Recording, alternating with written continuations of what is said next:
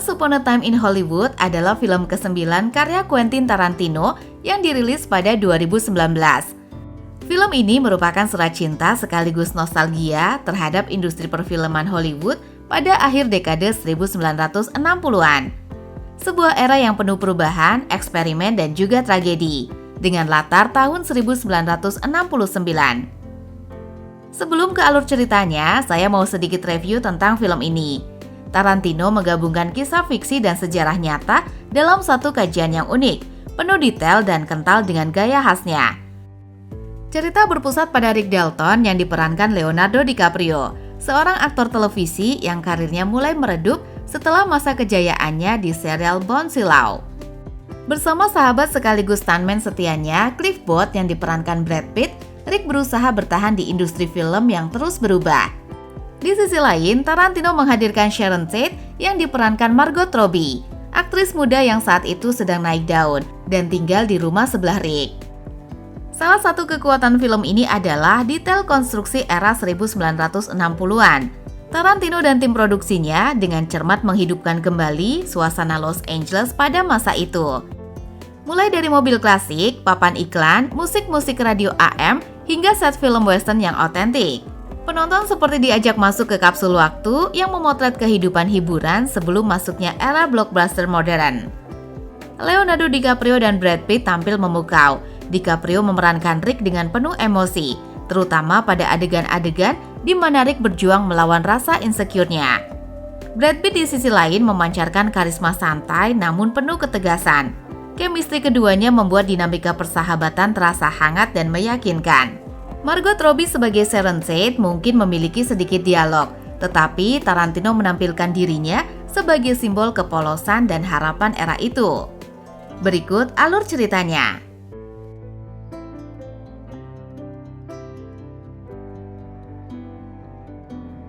Film diawali suatu hari di masa keemasannya, seorang aktor TV show yang berjudul Bouncy Law, pria yang bernama Rick Dalton ini pernah melakukan interview secara eksklusif di lokasi syutingnya. Dalam interviewnya ini, Rick memperkenalkan stuntman atau pemeran penggantinya, yaitu Cliff Booth. Di mana dalam melakukan adegan berbahaya seperti ditembak dari kuda, Cliff-lah yang menggantikannya, supaya Rick terhindar dari cedera yang bisa-bisa menunda proses syuting. Dan lama-kelamaan mereka pun menjadi sahabat yang tak akan bisa terpisahkan. Bertahun-tahun kemudian, pamor Rick sebagai aktor terkenal mulai turun drastis. Ia lebih sering menjadi bintang tamu di acara TV dan memerankan tokoh antagonis yang sering dibenci para ibu-ibu. Di beberapa film terakhir seperti saat memerankan Ron Ellie di film Tarzan, dan sewaktu Rick menemui seorang produser yang bernama Marvin, di situ Rick diperingati dengan sangat keras oleh Marvin kalau masa kejayaannya di dunia perfilman akan tamat riwayatnya apabila dirinya terus mendapatkan peran sebagai seorang penjahat. Menurutnya, begitulah cara main dunia perfilman. Saat ingin menyingkirkan orang lama, mereka sengaja memberikan peran jahat agar mudah dilupakan oleh penonton. Karena biasanya peran protagonislah yang sering membekas di hati para penonton. Untuk itu, sebagai penggemar film-film, terutama film thriller dan The 14 Fish Close Key, Marvin ingin menyelamatkan karirnya. Ia ingin Rick bermain di film koboi di Roma, Italia. Namun bukannya senang dengan tawaran itu, Rick malah galau berat sambil menangis di bahunya Cliff. Rick bercerita kalau dirinya sangat tertampar dengan omongan Marvin tadi. Rick sadar kalau namanya di dunia film sudah mulai tenggelam. Tak ingin tangisan Rick jadi tontonan orang-orang, Cliff segera mengantar untuk pulang.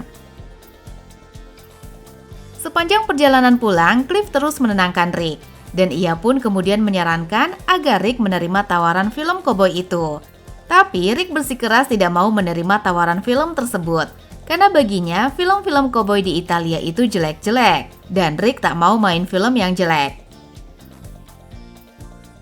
Begitu sampai di rumahnya, mendadak kegalauan Rick yang brutal itu mereda saat tak sengaja melihat kalau ia memiliki tetangga baru yang merupakan seorang sutradara hebat yang bernama Polanski. Di mana Polanski ini memiliki istri cantik yang merupakan seorang aktris sekaligus model, yaitu Sharon. Mendapati kenyataan itu, Rick pun segera girang karena bisa aja sewaktu-waktu dirinya diundang ke rumah Polanski dan diajak main di film garapannya Polanski. Hal itu tentu saja membuat Rick merasa sangat bersemangat. Ia lalu segera latihan menghafal dialognya untuk syuting yang berjudul Lancer. Pada keesokan harinya, Rick Dalton ini bertekad akan tetap berakting sebaik mungkin, walaupun berperan sebagai antagonis. Sementara itu, Cliff pulang ke rumahnya yang ternyata tinggal di sebuah mobil van bersama anjing bulldog kesayangannya yang terlihat sangat nurut dan terlatih. Dengan cepat, Cliff pun menyiapkan makan malam untuk anjingnya. Lalu setelah itu, Cliff memasak makaroni keju untuk dirinya sendiri. Dan keesokan harinya, Cliff pun mengantarkan Rick ke lokasi syuting. Sesampainya di sana, Cliff pun meminta Rick untuk memastikan ke sutradara tentang kejelasan kerjaannya sebagai stuntman di film tersebut. Lalu Cliff pun langsung melesat ke rumah Rick untuk memperbaiki antena yang roboh. Karena selain kerja sebagai pemeran pengganti Rick, dia juga seringkali merangkap sebagai sopir, asisten, teknisi, dan juga pelayan untuk Rick. Bahkan apapun akan Cliff lakukan untuk Rick, walau nyawa jadi taruhannya. Di sisi lain, ketika Rick sedang bersiap-siap dirias dan memakai kostumnya, mendadak direktur film yang bernama Sam Wanamaker datang menemuinya. Tanpa basa-basi, Rick Dalton memakai sebuah kostum yang mengikuti tren tahun 1869 sampai 1969, di mana Sam ingin Rick Dalton berpenampilan seperti anak-anak hippie. Jadi for your information aja, kalau hippie itu adalah sebuah kultur yang muncul di Amerika Serikat sekitar pertengahan tahun 1960-an, di saat sedang tren musik kedai rock. Biasanya, kaum hippie ini menganut prinsip personal freedom yang sangat mengedepankan kebebasan. Bahkan beberapa di antaranya juga suka melakukan tindakan menyimpang seperti seks bebas dan penyalahgunaan narkoba. Oke, sekarang kita lanjutkan ceritanya. Mendengar itu, tanpa pikir panjang, Rick langsung menolaknya. Bagaimanapun juga, Rick Dalton tidak mau penonton jadi tidak mengenali dirinya. Tapi menurut Saham, justru itulah yang ia inginkan. Dia tidak ingin orang-orang terus terbayang-bayang dengan peran Rick di film Bouncy. Tidak lama kemudian setelah Rick Dalton memakai kostumnya, terlihat ada seorang sutradara film laga yang bernama Randy mendatanginya. Dia kemudian bilang ke Rick kalau ia sangat keberatan kalau Cliff menjadi stuntman di filmnya. Dan dengar-dengar Cliff telah membunuh istrinya sendiri. Tidak ingin nama baik sahabatnya tercoreng, Rick segera menjelaskan kalau semua itu tidaklah benar. Ia berani jamin Cliff Booth tidak akan mengecewakan Randy. Dan akhirnya dengan sangat terpaksa, Randy pun segera mengajak Cliff pergi ke ruang kostum. Sewaktu menunggu gilirannya syuting, Cliff berkumpul dengan pemain film lainnya. Di mana di sana ada Bruce Lee yang terus saja membacot dengan songongnya kalau ia bisa mengalahkan Muhammad Ali hanya dalam satu pukulan. Mendengar itu, Cliff pun tidak bisa menahan tawanya, hingga membuat Bruce Lee tersinggung dan kemudian marah besar. Ia lalu menantang Cliff untuk mengalahkannya.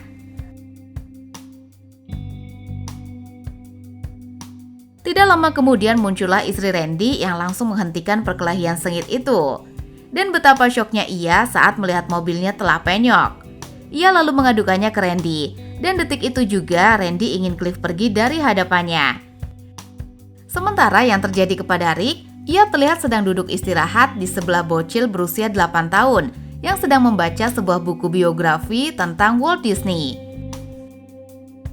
Baginya, Walt Disney ini jenius yang bisa muncul 50 atau 100 tahun sekali. Lalu, Rick yang gantian cerita kalau dia sedang membaca sebuah novel tentang seorang koboi. Rick Dalton kemudian menceritakan inti dari cerita yang ada di novel tersebut. Hingga akhirnya ia curhat tentang kisah hidupnya yang kini sedang belajar menerima kenyataan bahwa ia bukan lagi yang terbaik di bidangnya. Sambil menahan tangis, dia bilang kalau ia merasa sudah tidak ada gunanya lagi di dunia ini. Selang beberapa saat kemudian, Rick dihampiri oleh James Stacy yang merupakan lawan mainnya di film Lancer. Mereka kemudian mengobrol tentang pengalaman kerja mereka selama ini sebagai seorang aktor. Di tengah obrolan itu, Rick seketika teringat dengan masa lalunya yang menyakitkan, di mana dulu Rick sempat hampir mendapatkan peran sebagai Hill dalam film The Great Escape. Namun sayangnya direktur dari film tersebut lebih memilih Stephen McQueen untuk memerankan Hill. Bisa dibilang peran itu dicuri dari dirinya. Tak lama kemudian proses syuting pun dimulai. Rick sendiri berperan sebagai Callan the Gatel, yaitu seorang koboi yang jahat. Sedangkan Gene berperan sebagai Johnny Madrid yang merupakan koboi yang dibayar untuk memberantas orang-orang jahat. Di salah satu proses syuting itu, Rick mendadak lupa dengan dialognya, hingga membuatnya mengulang take dari awal. Dan setelah itu, syuting pun break sebentar. Rick kemudian ngamuk dan memaki-maki dirinya sendiri akibat lupa dialognya sendiri, padahal sudah semalaman suntuk ia latihan. Tak berselang lama, syuting kembali dimulai.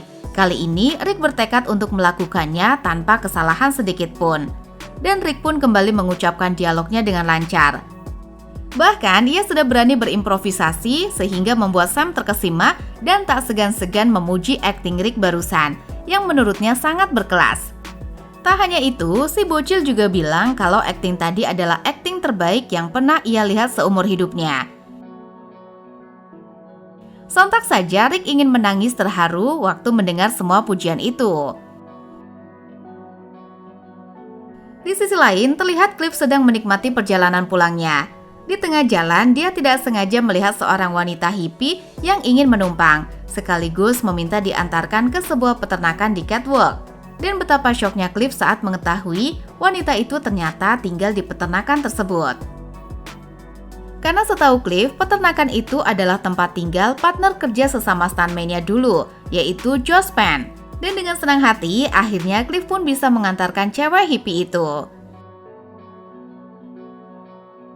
Sesampainya di sana, Cliff langsung dikenalkan dengan seorang pria bernama Tex.